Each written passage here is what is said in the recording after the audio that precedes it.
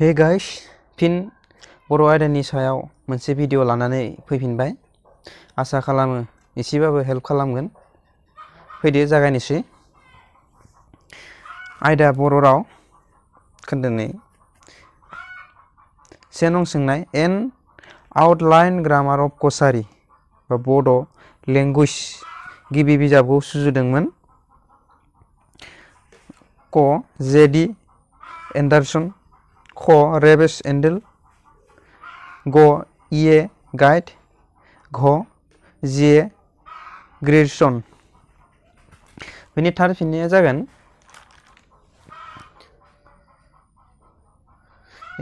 जागोन रेबेस एन्डेल, ख। नै नं सोंनाय a collection of Kachari folk tales and rhymes बिजाबखौ दिहुनो क 1895 मायथाइयाव, ख 1893 मायथाइयाव, ग 1884 मायथाइयाव, ग 1963 मायथाइयाव। बेनि थार फिननाया जागोन 1895 मायथाइयाव, क।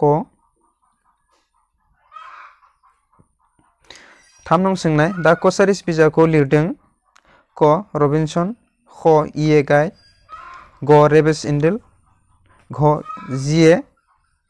ग्रियर्सन। बेनि थार फिननाया जागोन रेबेस एन्डेल, ग। 4 नं सोंनाय ए हिस्ट्रि अफ आसाम बिजाबखौ सुजुदों क जी.ए.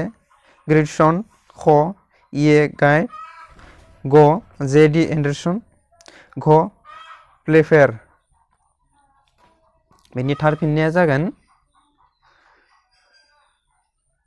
इ.ए. गाइड, ख। 5 नं सोंनाय दा गार'स बिजाबखौ सोर सुजुदोंमोन क जे.डी. एन्डारसन, ख प्लेफेयार, ग सेफार, घ रबिनसन। बेनि थार फिननाया जागोन प्लेफेयार, ख। 6 नं सोंनाय बर' रावनि गिबि सुंद' सल'आ जाबाय क आबारि, ख गोसोनि दाहा, ग उन दाहा, घ बुहुल जानाय। बेनि थार फिननाया जागोन आबारि, क। 7 नं सोंनाय बयनिख्रुइ गिबिसिन सल'मा बिजाबनि मुङा श्रीमती दुलाइ, ख हरबादि खोमसि, ग आनारि, घ जुजाइनि अर। बेनि थार फिननाया जागोन जुजाइनि अर, घ। 8 नं सोंनाय 2009 इंराजि मायथाइयाव टेगर मुं बान्थाखौ होनाय बिजाबनि मुङा क बैराथि, ख रायथाइमाला, ग बारदै सिख्ला, ख रायथाइहाला। बेनि थार फिननाया जागोन रायथाइहाला, ख। 9 नं सोंनाय बर'नि गिबिसिन नेरसोन सावथुना क सिमांनि अर, ख दायना, ग आलायअरन, ख जिउनि सिमां। बेनि थार फिननाया जागोन दायना, ख। जोबथा सोंनाय एबा 10 नं सोंनाय बर' रावनि गोजाम फुंखाया क इन्ड' इउर'पियान, ख चीन तिब्बत, ग थाइलेण्ड राव, घ चाइनिज राव।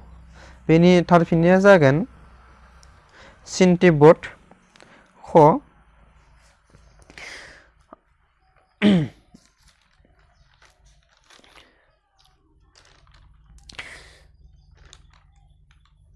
आसा खालामो भिडिअखौ नायनानै नोंथांमोना मोजां मोनदोंब्ला चेनेलखौ साबस्क्राइब खालामना हो आरो भिडिअखौ शेयार खालामना हो आरो लाइक खालाम। एसेनोसै।